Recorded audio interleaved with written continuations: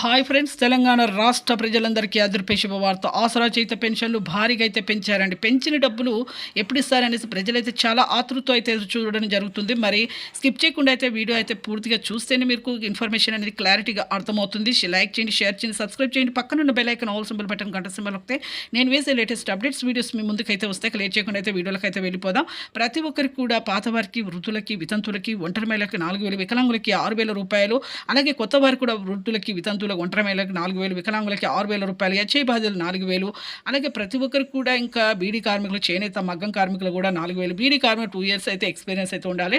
అలాగే MPC link చేసుకున్న వారికి మాత్రమే ఈ డబ్బులు అనేది బ్యాంకులో కానీ, పోస్ట్ ఆఫీస్లో కానీ ఈ వచ్చే నెల జూలైలో అయితే మీకు మొదటి వారంలో అయితే ఖచ్చితంగా అయితే 15 జూలై 15 వరకు అయితే ఖచ్చితంగా అయితే పడతాయండి.